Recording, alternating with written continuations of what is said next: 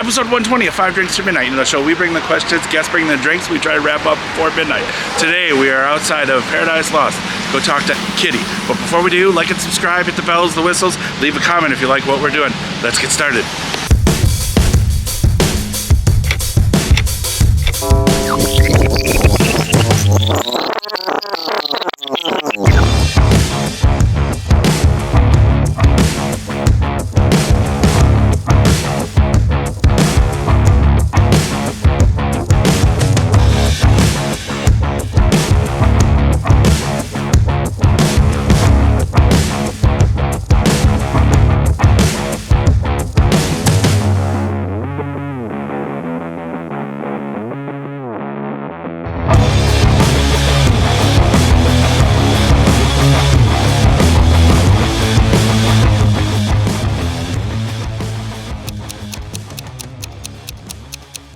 Kitty, thank you so much for having us. 5 Drinks at Midnight. Thank you so much for the invite to Paradise Lost. Thank you.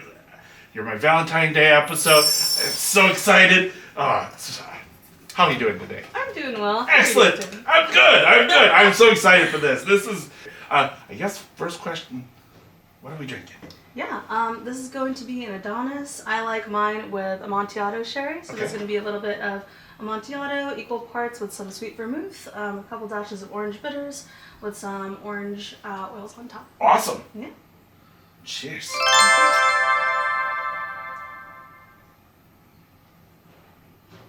Oh, any reason why the Adonis, or just the first cocktail you got hammered on? Oh, no, thankfully not. If anything, like the opposite. It is the first cocktail that got me really interested in like low ABV stuff. Okay. Coming from New Jersey and Rutgers, RU. I've had my fair share of basement parties and jungle juice. Okay. So I'm really used to like the overproof high octane stuff, but this was one of the first cocktails that really got me thinking like, oh, you can have a really beautiful nuanced drink and it doesn't have to be like martini after Manhattan after old fashioned all the time. Okay. So this one really opened up my eyes as to like cool, simple, but really well done drinks. This is awesome. Well, all right, let's just jump into it. Question one. It's always an origin story. So, how'd you get started in the hospitality business, and is it true because of Coyote Ugly? Hey, everybody! Shut up! I'd like you to meet my new girl, whose name is Violet. Jersey. Oh my god, yeah. So I saw 2 movies when I was younger, and they both shaped the course of my life forever. Okay. I don't think that either of these directors or writers thought that they would do this, but here I am. I saw the movie The Matrix. Mr. Anderson. I don't want to do anything with an office. I don't want to be like a cog in the machine. I don't want to be any of that. Which left me with, what do I do then if I'm not that? Because I'm Filipino, my family is very stringent on like, you should be a doctor, you should be a lawyer, you should have, if we're gonna be here in America, first gen immigrants, then why are we here if you don't do something that's really big and really successful? And I was like, I don't really know, I want to do something else. And then I saw the movie Coyote Ugly, and I thought that was freaking rad. Okay. Like, I love the idea of having fun, hanging out with your girls, like loving what you do at work, but also being able to pursue other creative endeavors.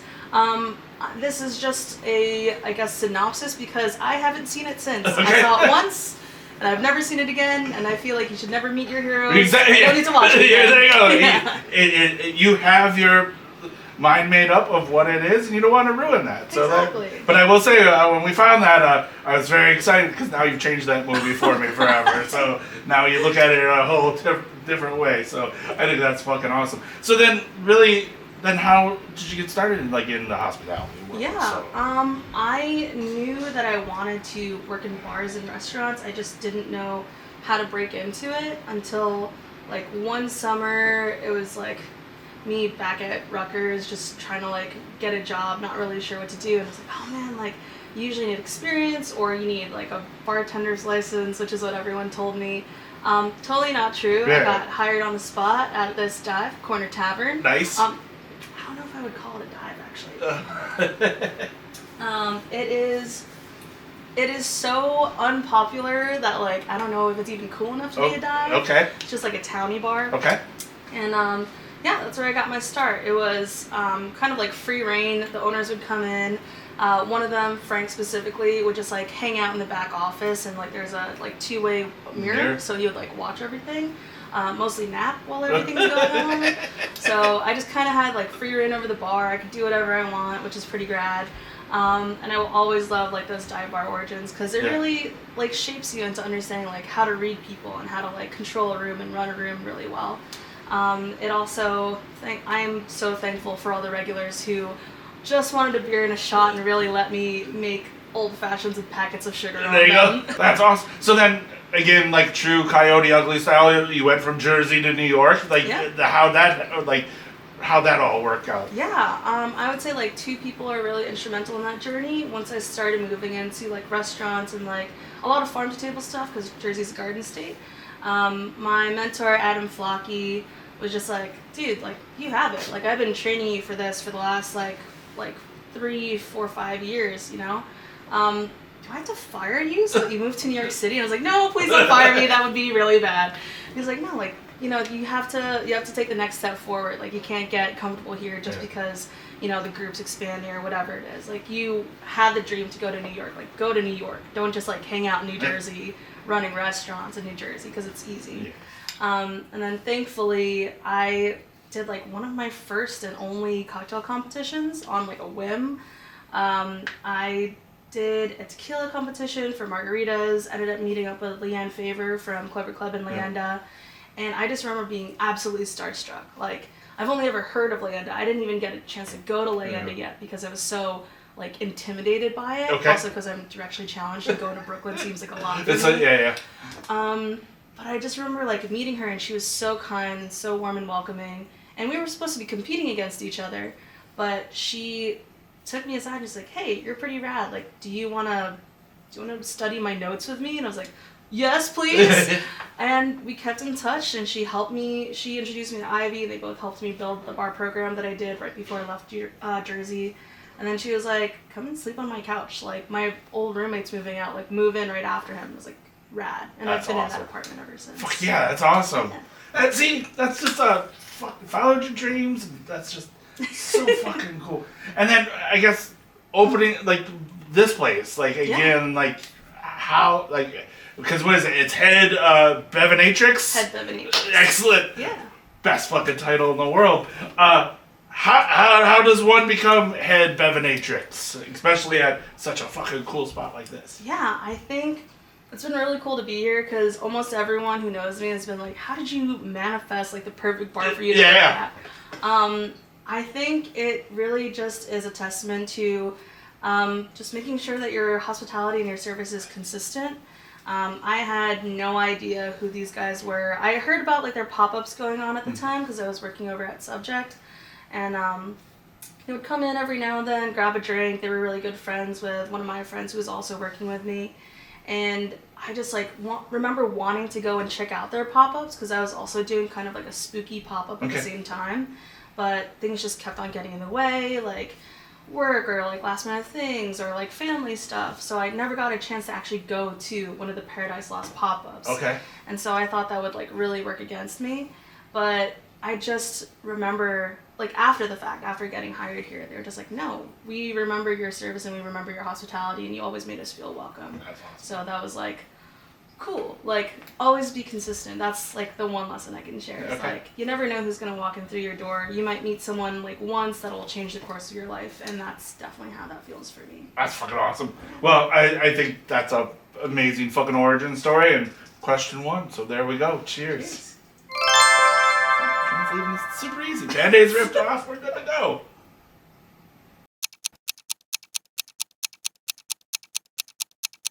Question 2, drink 2. What are we drinking? Sure. This is the Cali Mocho. Okay. That's how it's pronounced. It's going to be a blend of Spanish red and a little bit of Coca-Cola. And we use Mexican Coke here over at PL. So that's what we got. A little squeeze of lemon if you'd like. Awesome. Cheers. Yeah. Because it's our Valentine's Day episode. Oh, yeah. That's good. Oh, yeah. Yeah. Yeah. Cool fucking glass, dude. That's awesome. All right. Question 2. Mm-hmm. It's a little bit of a psychology question. Get to know each other a little bit better. If you were going to receive a letter from your future self, what would you hope it would say inside? Oh man. I were to receive a letter from my future self, I would hope it says, I told you we could do it. I told you we could do it. Don't give up. And there's so many cool things out there. Yeah. All right. Cool. Follow-up question, because again, you said that you teach. You taught our Stein winner. So, what made you want to jump? Like, again, being a former professor myself, but not in the bar world. Again, I'm good at this side, terrible at that side. But what made you want to get into like hospitality education then, even jumping into there? For sure. I feel like for me, the people who taught me and paved the way have like really made a huge impact on me, and like that's something that I would love to pass on. In a lot of ways, I feel like the stuff that we do here isn't that complicated. You know, we can read all the specs, we can figure out the muscle memory. It's just a question of access and education, and I feel like it only makes us stronger as a community to share what we know and share what we have. So it would be totally uncool of me to just keep all that information. So it's like, what am I going to do with that? Just like take these secrets to the grave? Like they're not that serious, you know? So what I can do is just pass on what I know, and also for myself, like continue my learning journey. You know, like we learn a lot when we exchange ideas with each other. Is that kind of like the head goal? Like what is your like goal, like owning your own spot or education, or like do you want to be like one of those people that just travels and teaches people how to do shit and be like super cool and be like jumping around the world, or like what's the future plans for Kitty? Yeah, I think I've never been good at making decisions, okay. So choosing these drinks is hard enough. I'm glad that I have 5 of them. So I think I want to do it all. Okay. Like the end goal has always been to open up a bar of my own and have a place where I can create a safe space of community and just keep it into something that I'm really passionate about, which is art and music and creation and community. So when I see things like co-ops or other like union-run bars or really cool things like that, that's something that really speaks to me in the sense that I want to involve like more artists. I want to involve more creativity. So I'm really glad to work at a place like PL where, you know, we can point at, I thought there was only like 5 different artists. There are more artists than I even know of, like down from like the glasses to the coasters to the artwork on the walls. So involving as many people as possible to create a space where we can learn from each other, we can see through each other's disciplines, like new perspectives, and I think that just makes things a lot cooler in the long run. Totally agree. Would you do something like PL? Like, would you go and like keep it kind of punk rock tiki style, or would you? Because you said you had a spooky pop up before. Would you go more that kind of route, or like what kind of place is it in the future? Let's just say, like I think for not me, trying to get you to leave here because we just found this. So we love this place. Yeah, we love this place. So Yeah, I would say I want to create like a testament to the identities that are in between. Okay. So a lot of the things that I believe in, like I'm queer and I'm non-binary. I'm also like, again, first generation American immigrant from the Philippines. So those identities that never really quite fit in like in the neat categories. So those are things that like are really important to me, and I just have this concept in my head of like a bar and a sister bar together that serves that like thing. Like in the same way that like my mix of experience is like a good dive bar and cocktail mix. Okay. I would love to open up like a couple of sister bars of like a dive bar and a cocktail bar that speak to those identities. Fuck yeah, that's awesome. Question 2. Yeah. See, super easy. Super easy. We did it. You did it. See, no longer be nervous.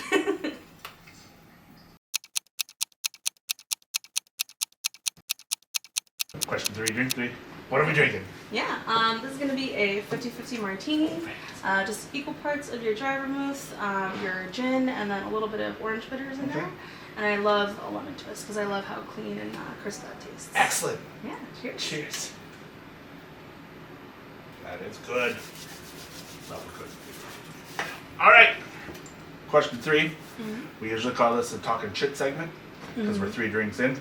So we're going to talk a little shit. Oh, God. But not really. You have your pulse on New York City, and you always know what's going on and where all the cool things are. What is your favorite thing in New York City right now? Ooh, my favorite thing in New York City right now. I think it's the fact that there's like the bar scene's coming back. Like, we lost a lot of bars due to COVID, especially throughout the years, and it was kind of like a sleepy zone for a really long time. So right now we just have a whole bunch of talent, a lot of people with really good skills, a lot of cool, like new, interesting perspectives, people coming in from outside of the city. We've got, Canado, Spin Guzzle, we got Super Bueno, we got like all these like cool cats under the sun like coming in, setting up shop, and like really bringing New York cocktails back to where we want them to be. Well, because when I moved to New York, it was everybody had to wait in line to get into the cool spots, and now it seems again that we're back to that waiting in line kind of thing, and but I feel like New York has become a little bit more accessible to the idea of cocktail culture and things like that. After COVID, there was a lot of assholes out and about, and they were just drinking like they were out at home. And I think that finally, like maybe it was around September last year, that like we made that kind of turn to get back into let's be adults again and learn how to drink and act properly in a bar. Do you feel the same way? I mean, how do you feel like the cocktail culture has been since COVID, and are we around that corner or? I think we're still like kind of like getting over that hump. There's still, a whole group of people who like turned 21 or had just turned 21 like either during or at the tail end of COVID. So with that is like the socialization and like going out to drink with your coworkers, or like, do you still go out to drink with your coworkers? I feel like I've seen a hefty amount of people come in as like groups after work and stuff, but most of them tend to be like older, definitely like older than 21. So now it's just like passing on that knowledge of like drinking etiquette. We all learn eventually, or we don't. We don't. Or you always just learn the hard way. So, exactly. Fire's hot, don't touch the stove. 100%. Do it twice. When going out, what is your drink of choice? Ooh, it all depends. Okay. Cocktail bars, I'll usually order whatever they have on the menu that's like as close to low ABV as possible. I don't know if you can tell, a low ABV person. I love making all these like high octane tropical drinks, but I myself can't keep up with that anymore. So I love a good like chill, easygoing, something like lower, or sometimes even like no ABV. But if I'm going out to like a club or a sports bar, I will always do tequila soda extra lime. Okay. If I'm at a beer bar, I'll always love like a really crisp pilsner or a super chocolatey stout. Or if I am like just sitting out on the town, and if I know that I can get it, I will always get an Adonis with Amontillado. Okay. Do you have like a drink that you like going to, let's just say, a new bar or whatever? Do you have a like drink to test a bartender, or do you? Nah, everybody I feel like has a bad day some days, and you can't judge on that kind of thing. Exactly. Like I feel like for me, when I was, I like to call it like the sophomore bartender. Okay. Like sophomore to be like, oh, like you're definitely not like fresh anymore, but you're still pretty new, but you don't realize that you're new. Yeah. I used to do that all the time. I used to be like, I'd like an old fashioned, I would like an aviation, I would like a daiquiri. There's actually someone out who, I love them so much, and they called me out on this during their like thank you speech. They're like, yeah, I'm really grateful to be in this bar industry and have people like Kitty, who tested me on my aviation specs when I had no clue what that was. And I was like, oh, frick, I'm like that dude, and that jerk who like tests people on drinks. I think that if you have a good bar program, you can lean on that program, and like the drinks speak for themselves. Like if the menu's strong, I trust like the bartenders there. Every now and then, like I'll watch people. Of course, we all do. Yeah. But the technique, that speaks for itself, and we're all constantly learning. Like I'm sure that I'm still messing up stuff behind this bar. I constantly find out after I've whip shaken something like, oh, the difference between a mocktail and a cocktail is the booze, and I consistently forget the booze in this one. But yeah, no, I try not to test anyone anymore unless they're asking for me to test them. Like, hey, try this cocktail, or what's the balance on it? Unless it's invited. And I meant like test. Like, do you have like a cocktail being like, I would go in, like, kind of like we were talking about. I go in, I order an old fashioned, and you know, it was terrible. So then you finish it, and you be like, okay, now I'm just gonna do straight pours of whiskey because you can't fuck that up. But like you said, it's how hard is it to fuck up an old fashioned, and you know, it's the same with a daiquiri. It's 3 ingredients, and yet people fuck it up all the time. So like, it's just one of those things. But like, that's what I meant by like testing. I wouldn't be like, do you know how to make a blah, blah, blah? I have my app here, and I'm going to time you and be like, go. Like, all right, yeah. Like, oh, God. Yeah. Yeah, no, I think I've been humbled enough times to just be like, nah, I'll let them do their thing. If anything, it's, I don't think I mean to test people. Like, it's never, like, my intention to. But every now and then I'll order something that I, like an Adonis. Like, I'll order that just, like, not thinking about it, ask specifically for that sherry, and then people are like, let me double check if I can do that, and I'm like, oh crap, I didn't need to do that. Like, I didn't want to like make you feel bad. Yeah. I see that you have it on the back bar, so I just assumed. Yeah. Okay. Yeah. Well, there we go. Mm-hmm. Talked a little shit. Not really so much, but perfect. Yeah. There you go. Cheers. Cheers.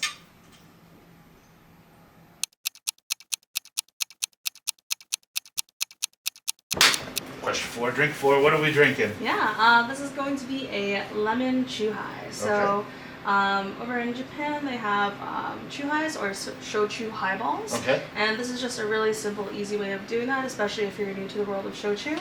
It's just a highball with a little bit of lemon juice squeezed in, and just like extra lemons. I love the oils in there, so just squeeze them, drop them in. Awesome. Yeah. Cheers. Cheers. Oh, yeah. Bright, refreshing, sessionable. Yep. Yeah, that's nice. All right. Question 4. And I love it because you're rocking your Austin 316 shirt. What? What? What? What? What? What did I hear you say? So I'm so excited. So, from our social stalking, I mean research that we've done, you're big into spirituality, the occult, and wrestling. Yeah. So, if you were to enter into the squared circle, what character would you be, face or heel, and what would be your finishing move? Ooh. I think I would have to be a heel. Okay. I think my name would be Kitten Duclaw. Okay. And it would just be like, oh man, there's so many like good like gothy dark colors. I can't decide. Okay, I think I would do like true, as much as like I hate these guys, true DMX colors. Because I've always loved their color scheme, like black, white, and like lime green. Yeah. And I think my finishing move would be similar to, I don't know if I have the strength for this, but in an ideal world, Yeah. I would do,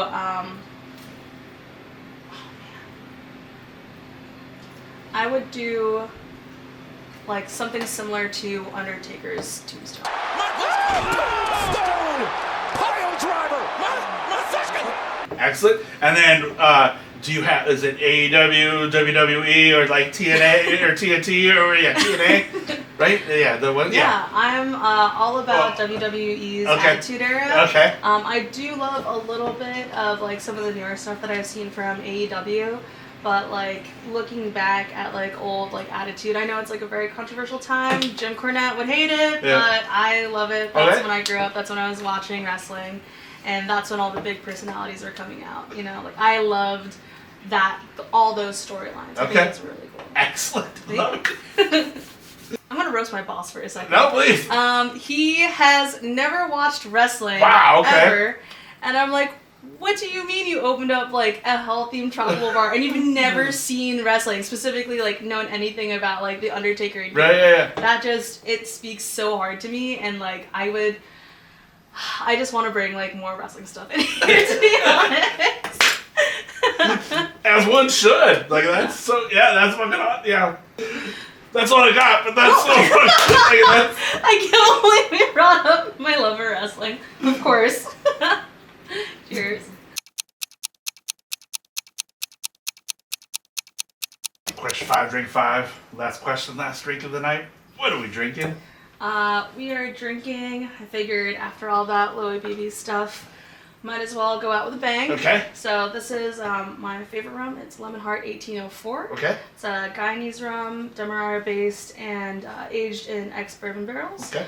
It's I think the first rum that really got me thinking of rum is like, oh, this is cool. Like, this is good. Okay. And it can be good. And it's very, very good. Yeah. Excellent. Well, cheers. Cheers. Do we shoot it? Do we sip it? Up to you. Well, Whatever it's you your wanna show, do. so you tell me. Like, what are you gonna do? We've been taking it easy the entire night. All right. Let's shoot it. All right. Yeah. Cheers. Cheers. Yeah. That is good. Oh yeah. That is really, really nice. Oh. All right. So question 5. Yeah. Comes down to the flip of the whiskey. When's it going? You can flip it, you can spin it, you can do whatever you want. The coin will give you the answer.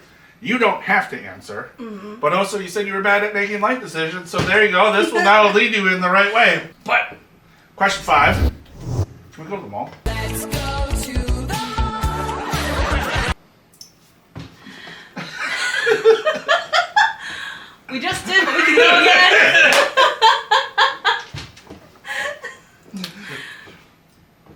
And I flip it, and this is... It's totally up to you, but I mean, like you said, we just went to the mall, so, you know. I am so down to go to the mall again. All right, I'll go to the mall. We can go to the mini mall. Okay, we'll go to the mini mall? We'll go Okay. to the mini mall. All right, cool. Yeah. Do I still have to flip it? No, we already know we're going, so it's fine. Which one's yes? Which one's That's Fuck fine. yeah. Yeah. There we go. Going to the mall again. All right. Which mall would you like to go to? I do not care. We can go any mall you want, so. I'm doing this for Sean. 'Cause Okay. I think he would appreciate it. But it's it's gonna be the mini mall. Alright, tiny malls. Tiny little baby mall. Oh good. That's a larger mall than I wanted to go to. You're not gonna be like, when people come in later today, you're gonna be like, no, we're not going to the mall. No. Like, I've been twice already. I am going to the spa. There you go. Well, there we go. Alright. Cheers. Cheers. Oh. Well, that's 5 questions down, 6 drinks. Thank you so much for joining us. Thank you for being my Valentine. Thank you for And being my Valentine. I really can't wait till we drink again. So, thank you so much for doing the show. I appreciate it. Again, till we can do this again. So we So, can go to the mall again. excellent. Cheers. Thank you so much. Thank you. And also, thank you for Paradise Sauce for having us. So, thank you.